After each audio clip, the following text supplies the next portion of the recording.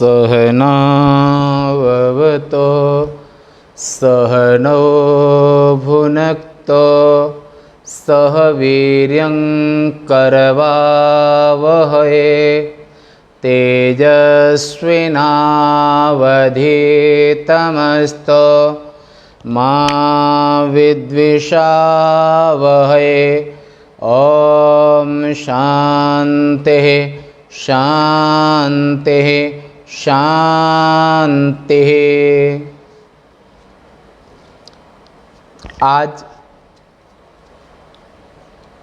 6/6/2021 उपनिषद आश्रम उज्जैन से नित्य प्रति क्रमशः प्रातः काल के सत्र में यजुर्वेदीय कठोपनिषद के स्वाध्याय में आज कठोपनिषद के द्वितीय अध्याय के तृतीय वल्ली में 14वें मंत्र का विचार है। आज का विषय है ये जीवात्मा अमर कब होता है। सब अमर होना चाहते हैं पर अमर होने का मूल्य नहीं चुका पाते हैं। तो यहाँ पर आज का विचार है कि अमर कब होते हैं, क्या योग्यता है, क्या क्षमता है और किनको अमर जाने, ऐसी वो विशेष कौन सी क्वालिटी तैयार करते हैं जिससे वो मरने के बाद, शरीर छूटने के बाद हमेशा हमेशा के लिए अमर हो जाते हैं। पावा अमर अनुपम ठाऊं, अमर हो जाते हैं। तो ये आज का विषय है कि अमर कब होता है जीव।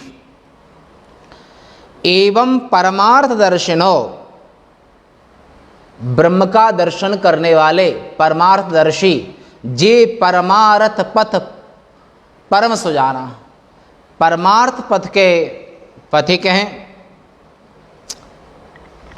तो ये योग्यता है, एक क्षमता है अंतःकरण में। जब जीव इन क्षमताओं, इस योग्यता को हासिल कर लेता है कि फिर वो मरने के बाद हमेशा हमेशा के लिए अमर हो जाता है। कौन से?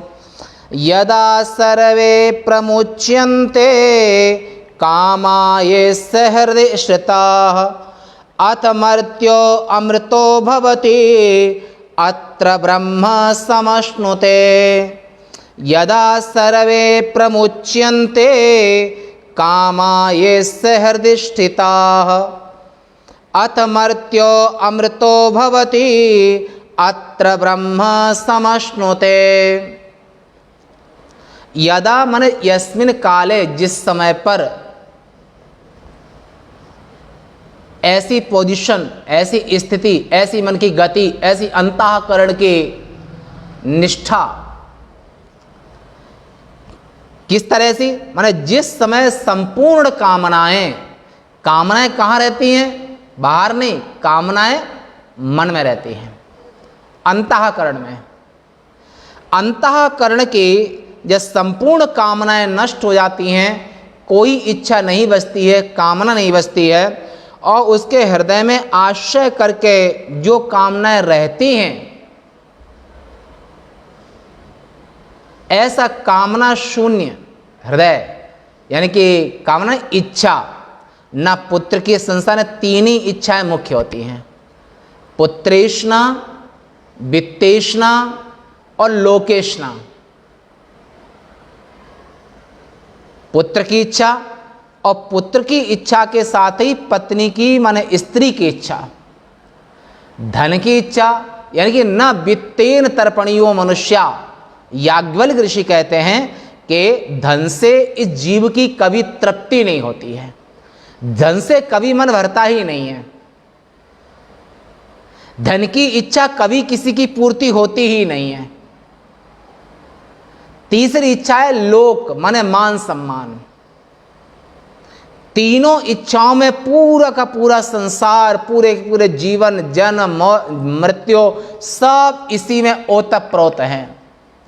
और तीनों इच्छाएं जब खत्म हो जाती हैं तो उस अवस्था का, उस पोजीशन का, उस मानसिक स्थिति का नाम संन्यास है। संन्यास समासाद्य, तीनों इच्छाएं जब मन से खत्म हो जाती हैं तो वो व्यक्ति संन्यास ले लेता है, अथवा संन्यास न ले तो भी संन्यास उसका अपने आप हो जाता है। और अगर तीनों इच्छाएं साथ में हैं, पुत्र की, वित्त की और लोक मान सम्मान छत्र चामर आदि आदि, चेला चेली आदि आदि,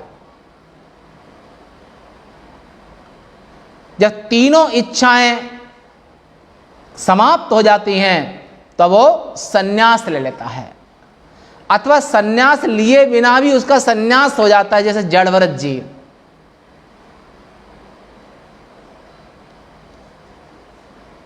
दत्तात्रेय, जड़भरत आदि आदि। संन्यास लेने के बाद में भी अगर तीन में कोई भी इच्छा बनी रहती है, इच्छा, तो वो संन्यास भी पूरा नहीं माना जाता है। और तीनों इच्छाएं जब अंतःकरण से निकल जाती हैं, किसी की इच्छा नहीं होती है, ना स्त्री की यानी कि पुत्र की नहीं, धन की नहीं और मान सम्मान की नहीं, तीनों इच्छाएं जब मन से निकल जाती हैं तो मनते सकल वासना भागी, केवल राम चरण लव लागी। केवल परमात्मा सच्चिदानंद से ही एकमात्र प्रेम रह जाता है और संसार की संपूर्ण कामनाएं, इच्छाएं समाप्त हो जाती हैं। बस उस समय व्यक्ति अमर हो जाता है। हृदय में आश्रय करके रहती जो इच्छा है वो छूट जाती हैं, उस समय वह मर्त माने मरण धर्मा। मृत्यु लोक में आए हो तो यहां पे मृत्यु कभी भी हो सकती है, कोई अमर नहीं है। ऐसा मरण धर्मा अमर हो जाता है, इस शरीर से ही ब्रह्म भाव को प्राप्त हो जाता है।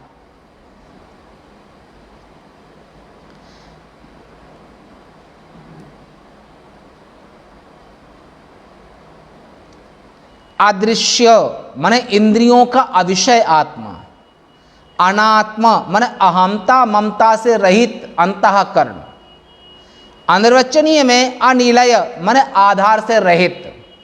जब आत्म स्वरूप में स्थित होता है तो उसके अंतःकरण की संपूर्ण वासनाएं, इच्छाएं से समाप्त हो जाती हैं,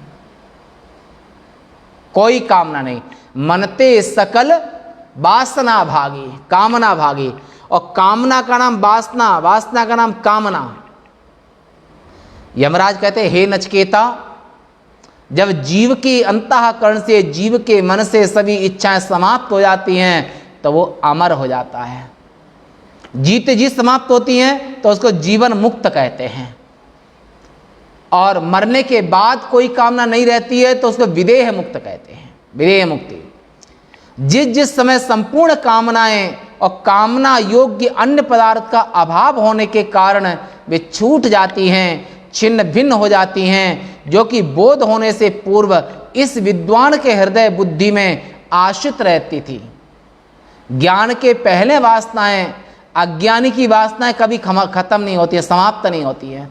ज्ञान होने के बाद में वासना रहती नहीं है, क्योंकि बुद्धि ही संपूर्ण कामनाओं का आश्रय है, आत्मा नहीं। संपूर्ण जो कामनाएं रहती हैं, वासना रहती हैं, जो इच्छा वासना, इस सब बुद्धि को आश्रय करके रहती हैं अंतःकरण में। और मन बुद्धि चित्त अहंकार चारों को मिला करके इसको अंतःकरण कहते हैं। तो संपूर्ण वासना से रहित जो बुद्धि है इसको सुबुद्धि कहते हैं, और वासना के सहित जो बुद्धि है उसको कुबुद्धि कहते हैं। तो कामनाओं का आश्रय है बुद्धि, बुद्धि में संपूर्ण का जन्म जन्मांतर की जो वासनाएं हैं, कर्म हैं, वो सब के सब शीता में अंतःकरण में बुद्धि रूपी उपाधि में रहते हैं। कामना संकल्प यानी कि संशय, ये सब मन ही है। कामना संकल्प विकल्प आदि ये सब, ये आप जब बृहदारण्य उपनिषद का प्रसंग आएगा विस्तार से आप इस विषय को भी सुनेंगे। एक दूसरी श्रुति में भी सिद्ध यही होता है। तब फिर जो आत्म साक्षात्कार से पूर्व मरण धर्मा, आत्म साक्षात्कार हुआ नहीं है, और आत्म साक्षात्कार के पहले, आत्म साक्षात्कार के पहले जो मरण धर्म था वह जीव आत्मज्ञान होने के अनंतर माने आत्मज्ञान होने के बाद अविद्या, कामना और कर्म रूप मृत्यु का नाश हो जाने से वो हमेशा हमेशा के लिए अमर हो जाता है। अविद्या, कामना, और जब कामना ही नहीं है तो कर्म कैसे करोगे? पहले मन में संकल्प होगा और संकल्प के अनुसार आंख देखती है, कान सुनते हैं, पैर चलते हैं, हाथ लेते और देते हैं अंतःकरण की कामना के अनुसार। और जब पाप ज़्यादा हैं तो गंदी वासनाएं रहती हैं, गंदी इच्छाएं होती हैं, गंदा लेन देन व्यवहार सब होता है, पीना खाना आदि आदि। और जब शुभ वासना होती है तो भगवान का स्मरण करता है, माता पिता गुरु। प्रातः काल उठ के रघुनाथा, माँ तो पिता गुरु ना वही माता। संसार में तीनों ही पूज्य हैं, और माता पिता और गुरु। और जब व्यक्ति माता पिता और गुरु तीनों को नहीं मानता है, तीनों की उपेक्षा कर देता है, बस वो नारकी प्राणी हो जाता है, उसे यमदूत लेके जाते हैं। और जब तक बड़ों का सम्मान, भगवान का सम्मान, धर्म का सम्मान, मर्यादाएं पालन, तो यमदूत उसको लेने नहीं आते हैं। बैकुंठ को जाना होता है उसको, मर्यादा ही धर्म है। तो जिस समय पर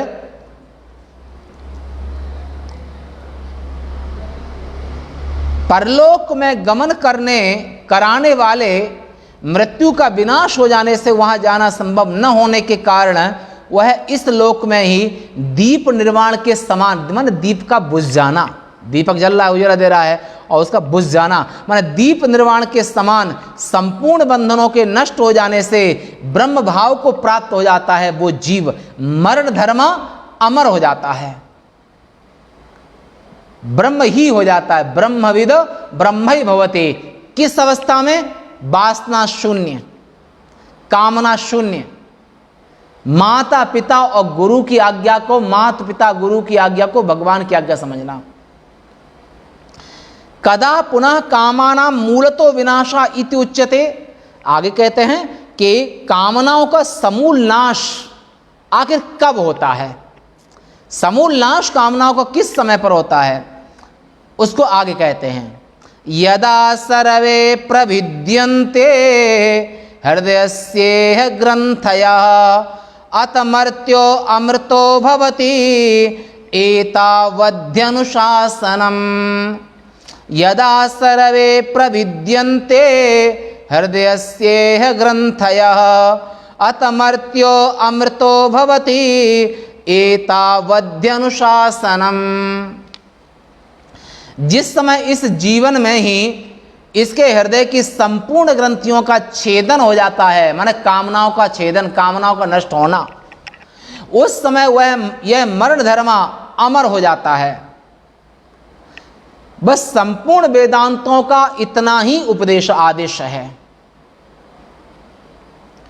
जिस समय यहां जीवित रहते हुए ही इसके हृदय की बुद्धि की संपूर्ण ग्रंथियां अर्थात दृढ़ बंधन रूप अविद्या जनित प्रतीतियां कि जितनी कामनाएं हैं वो अविद्या से उत्पन्न हुई हैं, चाहे धन की हो, सुंदर स्त्री की हो, मान सम्मान की हो, छत्र चामर आदि राजा महाराजा बनने की हो, जो जो कामनाएं हैं वो अज्ञान अवस्था में तब तो अज्ञान ही होता है, अज्ञान अवस्था में होती हैं, और ज्ञान होते ही उसकी कामनाएं,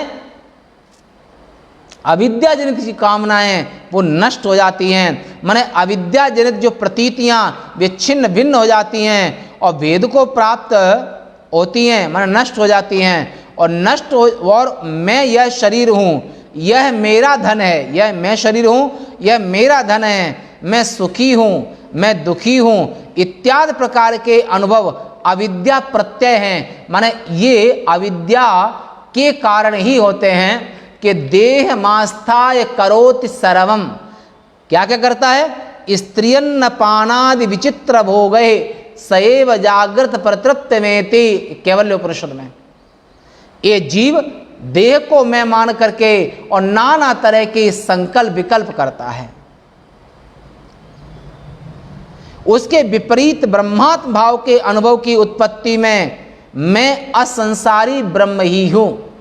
जब कामना शून्य हो गया, मैं देह नहीं हूं, मैं स्त्री नहीं, पुरुष नहीं, अन्य कोई, मैं शरीर हूं नहीं और मैं आत्मा हूं। जब सदगुरुदेव भगवान के अनुग्रह से बिन महत पद चरण रजाभिषेकम, ये निष्ठा, ये वृत्ति, ये ज्ञान मिलेगा कब? जब श्रोत्री ब्रह्मनिष्ठ गुरुदेव के चरण की रज का अभिषेक करोगे, माने उनके चरणों की सेवा करोगे।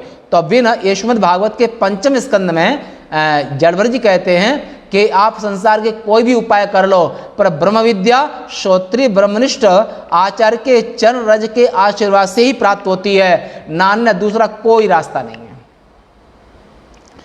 तो ब्रह्मात्म भाव के अनुभव की उत्पत्ति से मैं असंसारी ब्रह्म ही हूं, ऐसे बोध द्वारा अविद्या रूपी ग्रंथियों के नष्ट हो जाने पर उसके निमित्त से हुई कामनाएं समूल नष्ट हो जाती हैं। तब वह मर्त्य मन मरण धर्मा, संसार में ऐसा कोई नहीं जिसको मरने का भय न हो और जिसका शरीर न छूटे, और वो मरण धर्मा जीव हमेशा हमेशा के लिए अमर हो जाता है। बस इतना ही संपूर्ण वेदांतों का अनुशासन यानी कि आदेश है। इससे अधिक कुछ और है ऐसी आशंका नहीं करनी चाहिए। सर्व वेदांता नाम निर्णया, इस संपूर्ण वेदांतों का ये निर्णय है जिसमें संपूर्ण विशेषणों का अभाव है। उस सर्वव्यापक ब्रह्म को ही अपने आत्म स्वरूप से जान लेने के कारण, मैं आत्मा ब्रह्म हूं ऐसा जान लेने के कारण, जिसकी अविद्या आदि संपूर्ण जो ग्रंथियां हैं, अविद्या, अस्मिता, अविनिवेश, राग द्वेष, ये जो कलेश हैं, ये सब के सब आत्म भाव में जल करके राख हो जाते हैं। अविद्या आदि समस्त संपूर्ण जो ग्रंथियां हैं वे टूट गई हैं और जीविता अवस्था में ही वो ब्रह्म भाव को प्राप्त हो गया है। उस विद्वान का कहीं गमन नहीं होता है, मरने के बाद में भी वो यहीं पर अत्रैव प्रविलीयते, इसी जगह पर उसके प्राण समष्टि प्राण में विलीन हो जाते हैं, वो हमेशा हमेशा के लिए अमर हो जाता है। उस विद्वान को कहीं गमन नहीं होता है, ऐसा पहले कहा गया है। पहले भी इस विषय को और आगे भी जो उपनिषद चर्चा में इस विषय को आगे कहेंगे। 14वें मंत्र में इस शरीर में ही ब्रह्म भाव को प्राप्त हो जाता है, ऐसा कहा गया है। उसके प्राण उत्क्रमण नहीं करते हैं, वह ब्रह्मरूप हुआ ही ब्रह्म में लीन हो जाता है। वो ब्रह्मरूप हुआ ही ब्रह्म में लीन हो जाता है। इस एक दूसरी श्रुति से भी यही निश्चय होता है। किंतु जो मंद बुद्धि ब्रह्मज्ञानी, क्योंकि ये तो उत्तम बुद्धि वाले हैं, तीव्र बुद्धि वाले हैं, जो मंद बुद्धि वाले ब्रह्मज्ञानी, जो विषय की लालसा है जिनको, तो कामनाएं हैं जिनको, किंतु जो मंद बुद्धि ब्रह्मज्ञानी अन्य विद्या माने उपासना, अन्य विद्या का परिशीलन करने वाले ब्रह्मलोक प्राप्ति के अधिकारी यानी कि नैष्ठिक ब्रह्मचारी, जो अहंग्रह उपासक हैं, वे ब्रह्मलोक जाते हैं। पर ब्रह्मैव ब्रह्मलोका, ब्रह्मसूत्र विचार किया है कि ब्रह्मलोक जाने के बाद जो एक बार ब्रह्मलोक चला गया है, उसका फिर दोबारा माया उसको बांध नहीं पाती है। क्रम मुक्ति माने वो वहां पर ब्रह्मलोक जाकर के ब्रह्मा के साथ में संप्रवलीयते, ब्रह्मा के साथ में ब्रह्म स्वरूप को प्राप्त होता है। दोबारा वो भी अमर ही, ब्रह्मलोक जाना सामान्य बात नहीं है। ब्रह्मलोक जाने के बाद दोबारा माया उसको बांध नहीं सकती है। ऐसे जो ब्रह्मलोक प्राप्ति के अधिकारी जो नैष्ठिक ब्रह्मचारी हैं, अथवा जो उनसे विपरीत जन्म मरण रूप संसार को ही प्राप्त होने वाले संसारी अज्ञानी, माने तीन गति, एक तो जीवन मुक्त, विदेह मुक्त, यानी कि जो संपूर्ण कामनाओं से शून्य हृदय, मैं आत्मा हूं, इस भाव में हर पल जीने वाले एक।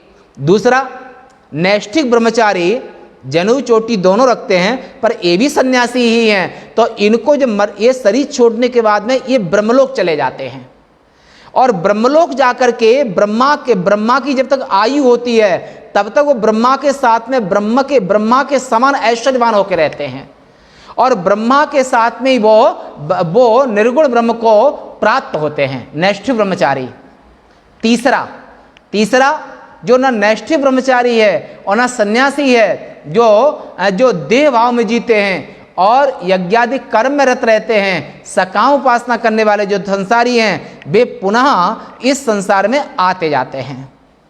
संसार को ही प्राप्त होने वाले और उन्हीं की किसी गति विशेष का वर्णन यहाँ पर प्रकरण प्राप्त ब्रह्म विद्या के उत्कृष्ट फल की स्तुति के लिए यहाँ पर ऐसा कहा गया है। इसके सिवा नचिकेता के पूछने पर यमराज ने पहले अग्नि विद्या का भी वर्णन किया था। उस अग्नि विद्या के फल की प्राप्ति का प्रकार भी बतलाया जा चुका पहले। इसी अभिप्राय से इस मंत्र का आरंभ किया जाता है अगले मंत्र का। शतं चैका च हृदयस्य नाड्यः तासां मूर्धानम् अविनिस्तैका तयो ऊर्ध्वमायन्न अमृतत्वमेते विश्वज्ञा उत्क्रमणे भवन्ते।